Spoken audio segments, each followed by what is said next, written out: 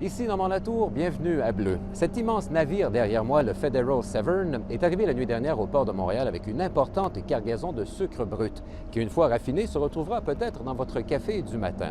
Mais vous ne vous doutez pas de toute la chorégraphie et de la complexité qui entoure la simple présence de ce navire ici au port de Montréal. Également à l'émission aujourd'hui, ces navires, il faut les construire. Nous visitons le chantier maritime d'Évis, où l'on construit des bateaux depuis 185 ans. Et ces navires doivent avoir la route libre. Nous accompagnons une drague unique en Amérique du Nord, à l'œuvre dans le fleuve Saint-Laurent. C'est ce qui est au menu de Bleu aujourd'hui.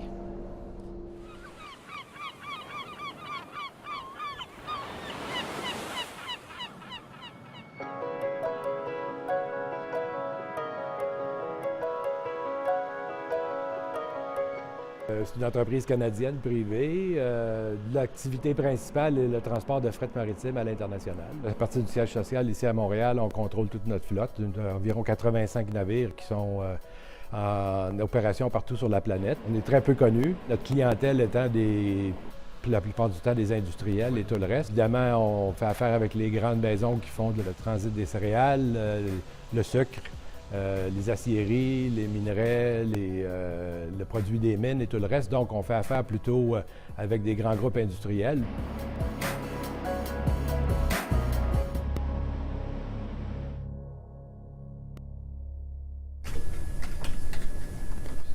On fait affaire avec toutes sortes de contraintes, que ce soit température, congestion portuaire dans les ports étrangers ou même ici, toutes sortes d'aléas. Il n'y a jamais un jour qui se passe sans avoir une surprise quelconque là, qui nous demande de nous retourner très rapidement et réorganiser notre programme. C'est continuel.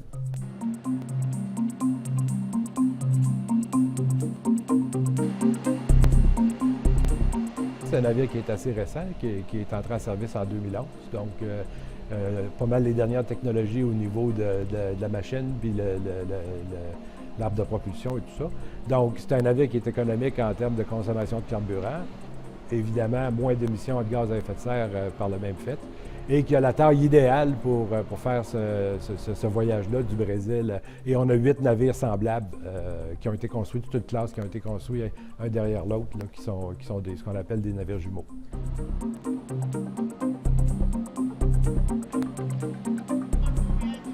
Nos contraintes à nous sont un peu dictées par les contraintes du client, parce que le client, lui, a un entrepôt à Montréal. Il ne veut pas que le navire arrive, l'entrepôt est plein. Il veut que le navire arrive avec une quantité de cargaison qui fait qu'au fur et à mesure qu'on décharge le navire, puis lui descend son inventaire, on peut décharger tout le navire dans l'entrepôt complet. Il ne veut pas non plus, en pensant, bon, le prochain navire plus tard, il ne veut pas tomber en rupture de stock. Mais il faut aussi penser que l'expéditeur au Brésil, lui aussi, a un entrepôt. Et lui aussi, il a une capacité à son entrepôt. Donc, tous ces éléments-là doivent être mis ensemble pour décider c'est quoi la taille idéale du navire et tout le reste. C'est sûr qu'on peut utiliser un très grand navire puis mettre moins de cargaison à bord, mais un très grand navire va consommer plus de carburant. En fait, c'est du gaspillage. Donc, il faut essayer d'arranger ça pour avoir le navire qui est vraiment idéal.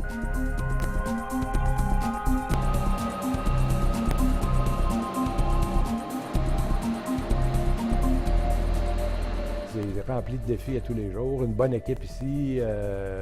C'est très, très, très intéressant parce que si on a un peu un esprit curieux et on fait affaire avec des gens qui font de l'affinage de sucre, bien, si on est un peu curieux, on essaie de comprendre le sucre brut, ça vient de où, puis une fois qu'ils arrivent là-bas, qu'est-ce qu'ils font avec, puis comment ça se ramasse dans un petit sachet qu'on met dans notre café, comme vous disiez tout à l'heure. Donc, on va visiter la raffinerie, on leur demande, on essaie de comprendre leurs besoins, puis on essaie de comprendre, eux, comment ils achètent le sucre.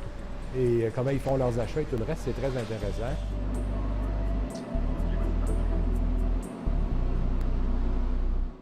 Ça, c'est un beau cas, regardez. Le Federal Oshima, il est en ce moment à Toledo, dans les Grands Lacs, en Ohio. Il charge une cargaison de grains, c'est du soya bean, mais très spécial, un grade très spécial, qui va jusqu'au Japon. Et on a déjà booké le voyage de retour. Donc, après le Japon, on sait qu'on va aller en cale sèche, parce que le navire est dû pour faire une cale sèche, puis c'est beaucoup moins cher en Asie. Donc, on a planifié de faire un voyage vers le Japon. Une fois rendu au Japon, on va faire une cale sèche, puis on sait que ça va prendre 10 jours, 2 jours pour se rendre au port. Et on a déjà fait une entente avec une entreprise coréenne pour prendre le navire après, charger de l'acier, puis revenir vers Hamilton, Ontario.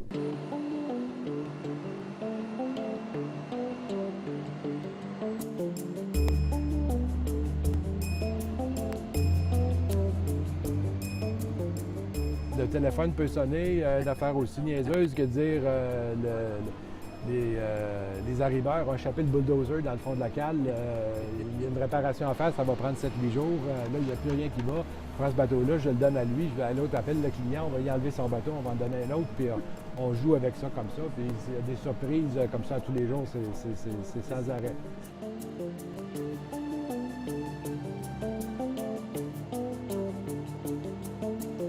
Ça commence et ça finit avec notre équipe. La plupart, moi, voyez-vous, je fais 26 ans, je suis là, puis je suis pratiquement une recrue. En termes de longévité, les gens restent ici longtemps, donc ça vous dit que l'employeur traite bien ses employés. Donc, on développe une expertise, que ce soit l'expertise de la conception des navires, la construction des navires. On ne les construit pas nous-mêmes, mais on supervise la construction, s'assurer que les navires sont vraiment construit avec les équipements, la configuration et tout le reste pour maximiser le service qu'on donne aux clients pour être exactement adapté à nos services. C'est toute notre équipe commerciale avec les contacts avec les clients et tout le reste, notre équipe d'opération et tout le reste. C'est vraiment notre monde qui fait toute la différence. Parce qu'un bateau, c'est un bateau, n'importe qui peut aller se commander un navire dans un chantier chinois, puis 3 ans plus tard, il va avoir un navire, mais c'est pas l'actif. Oui, un actif bien construit, beaucoup mieux qu'un navire construit un peu n'importe comment, mais c'est vraiment notre staff qui fait toute la différence.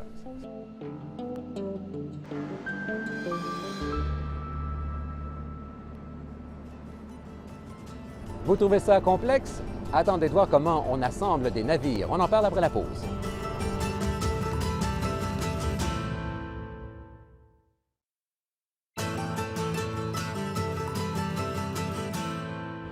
Les navires qui naviguent sur le Saint-Laurent peuvent transporter jusqu'à 4 fois leur poids en marchandises. Ces navires sont sécuritaires, autonomes et doivent répondre à des normes environnementales toujours de plus en plus sévères. Le chantier maritime d'Évis, en face de Québec, à Lévis, est certainement le plus gros au Canada. On y dessine, on y fabrique et assemble des bateaux depuis bientôt 190 ans.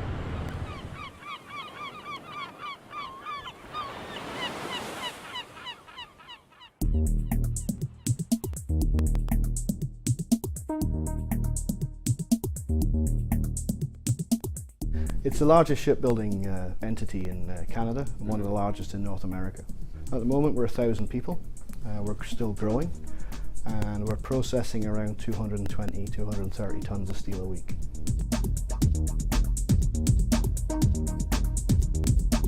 We're a commercial shipyard. We're building ships for the commercial oil fields, for ferries, and we do well. They're very complex vessels and we do it very well with a labour rate and a production rate which meets that of other shipbuilding nations and other shipyards which can't achieve the same complexity. Le gros avantage du chantier, c'est que c'est sa position géographique. Le fait d'être à l'entrée des Grands Lacs, d'avoir une autoroute fluviale en avant de chez soi comme ça, avoir les cales sèches disponibles, c'est le meilleur garage que vous ne pouvez pas avoir ici au Québec, au Canada aussi. On a la plus grande cale sèche du Canada. C'est le seul chantier qui est capable de recevoir des porte-avions. Le fait d'être aussi près d'une manne qui peut être autant américaine que canadienne ou étrangère, que ce soit les navires qui vont chez Ultramar pour les porter leur pétrole pour revenir, ou les navires passagers, il arrive toujours des incidents. Puis ici, on pourrait les recevoir en réparation très facilement.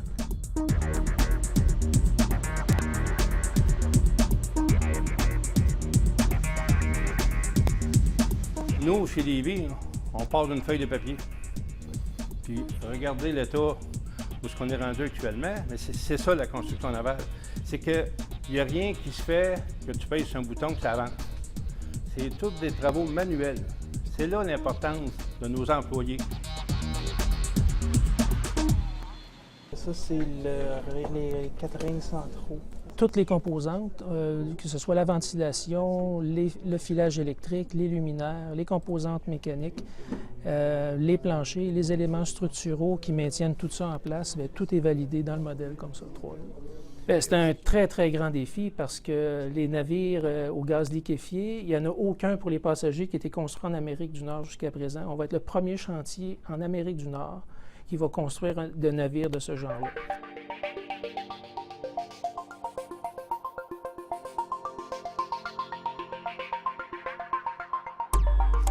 Regardez la qualité partout, dans tous les domaines. Là.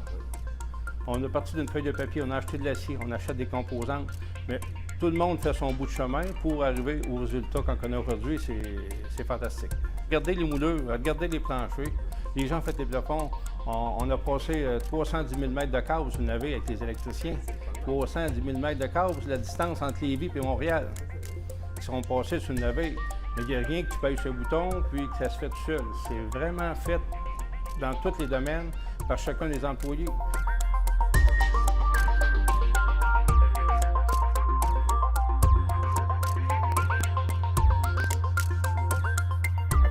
Je suis rentré à Lévis en 1980. Ça fait 34 ans, mais pas continu. Là. Oui. Mais pas loin de là, une trentaine d'années, je dirais. C'est une famille ici, hein? Une vraie famille. There's 1,000 guys here, 1,000 workers that are happy to work here, 1,000 workers that are attracting their friends and their colleagues to come and work for us. We should peak next year somewhere 1,700 people on our build programs and our repair programs. C'est sûr que moi, j'ai vu moins d'évolution, ça fait juste 7 mois que je suis là. Okay. Mais en 7 mois, j'ai eu le temps de voir beaucoup de développement. Building ships is a passion. Once you start, you want to keep going.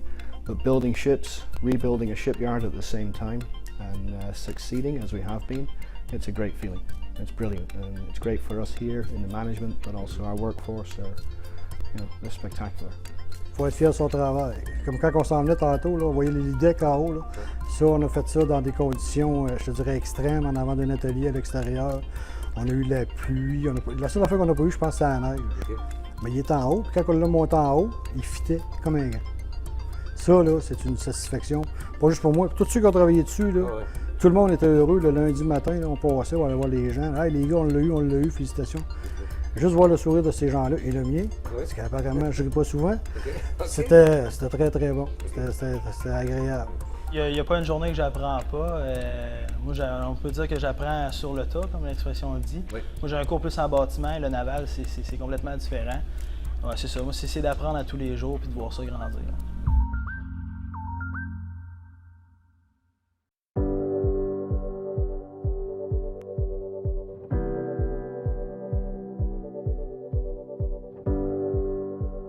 Quand le bateau s'en va, là, les frissons, là, c'est incontrôlable. Ça, c'est satisfaction aussi. Surtout quand on sait qu'il y en a un qui s'en vient. We have a good order book, we have a great workforce, and we have an excellent facility. Things are looking really good for us. Les gens ont toujours su rester fidèles à Lévis. Et les gens de Lévis, je pense, sont très, très fiers d'avoir encore ces installations-là ici. Moi, je suis fier aujourd'hui d'être là parce qu'on a vécu toutes sortes d'années, mais les années d'aujourd'hui sont super belles puis l'avenir est encore meilleur.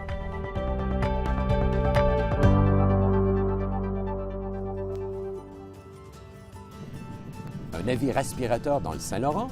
On le visite après la pause.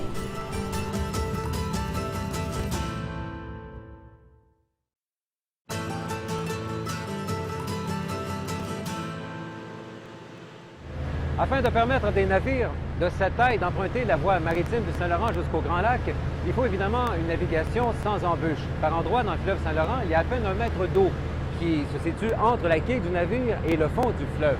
Alors il faut draguer le fond, il faut draguer le chenal. Certaines compagnies ont flairé la bonne affaire. C'est le cas du groupe Océan qui a fait construire une drague unique dans l'est de l'Amérique du Nord. Une drague qu'on appelle déjà la Magnifique.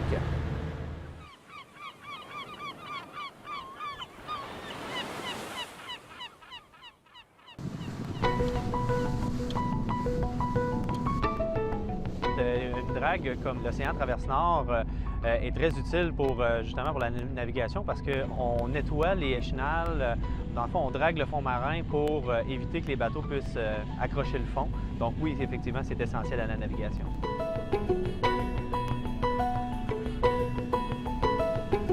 C'est la première drague à élingue drainante qu'on a nous-mêmes en fait construit à notre chantier naval de l'île aux Coudres. Ça a été un investissement de la part de nos actionnaires de 25 millions de dollars.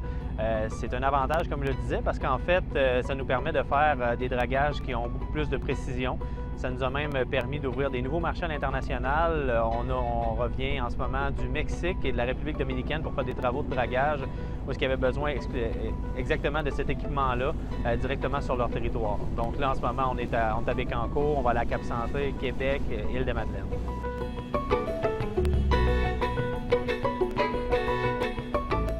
C'est la salle des pompes où est-ce qu'on pour pomper les sédiments. Là, Donc sans cette pompe-là, sans cette pièce-là, le bateau il sert presque à rien. Le navire est constitué de 2 coques qui sont indépendantes une de l'autre, à part pour les tuyaux de raccordement qu'on voit là. Les 2 coques sont tenues à l'aide de 2 pentures.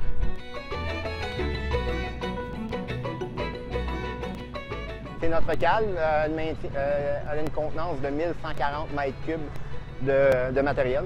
Le tuyau qu'il y a en haut, c'est le tuyau où est-ce que le matériel va être pompé.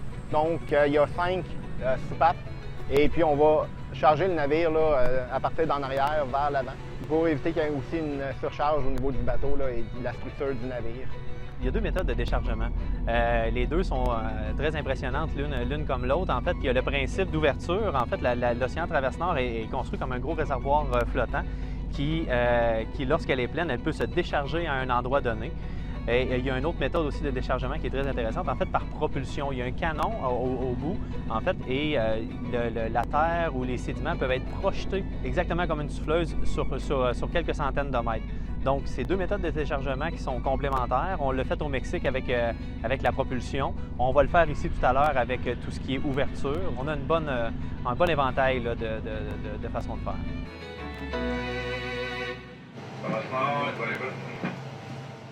On a 2 positions à la timonerie, qui est la position centrale où est-ce que je vais commander avec mes 2 officiers. On a des rotations là, de 4 heures, là, comme dans la marine en général. Là. Et puis au bout complètement, on va avoir la position de l'opérateur. Donc c'est lui qui contrôle la force de la pompe qui déplace les lignes, qui va monter, qui va descendre. Donc c'est un travail qui est en équipe. Donc on est toujours en constante communication là, pour informer l'autre de nos intentions et vice-versa.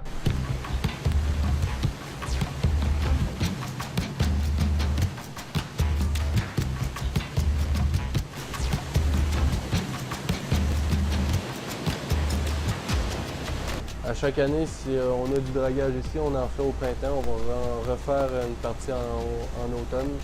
Ici, dans le secteur ici, le courant est toujours en descendant. Donc, ça fait un peu comme les lames de neige sur la chaussée en hiver. Ça fait toutes des petites vagues dans le fond, des petites vagues de sable. Puis on doit ramasser ça parce que les navires qui transportent des conteneurs, des fois, ils ont 1 mètre de clairance en dessous de la quille. Puis même 1 mètre, des fois, c'est moins que ça. Donc, notre travail ici, il est primordial pour garder la voie maritime pour le commerce qui transite ici sur le fleuve.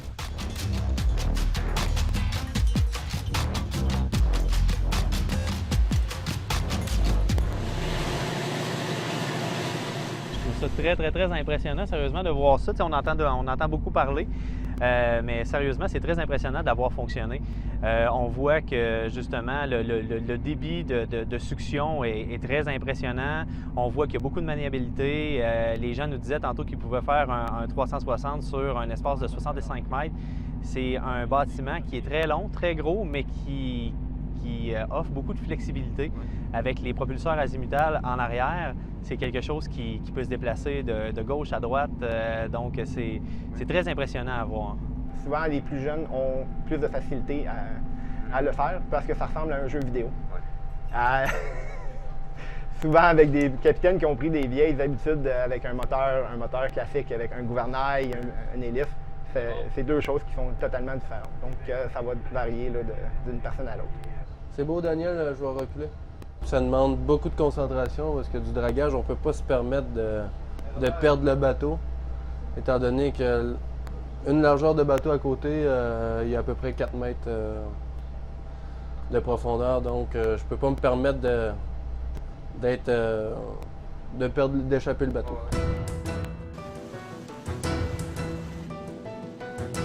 J'avais des appréhensions.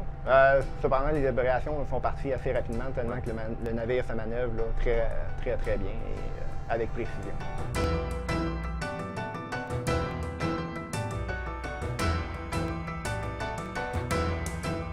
L'Océan Traverse Nord offre la possibilité au groupe Océan d'élargir son marché, comme on est allé dernièrement faire différents dragages à 2 endroits au Mexique, dans le port de Dos Bocas et à Veracruz, et on est allé aussi en République dominicaine dans 3 ports différents. Donc, Océan en tant que tel continue son développement à l'international. On en est très fiers d'ailleurs et on espère que ça va pouvoir continuer.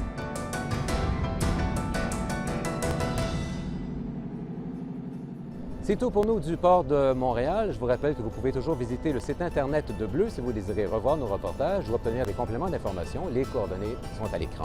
Le Fédéral Severn reprendra bientôt la route, je devrais dire la mer, pour une autre destination et sera sans doute de retour au port de Montréal dans quelques mois. Au nom de toute l'équipe, je vous souhaite de passer une agréable semaine.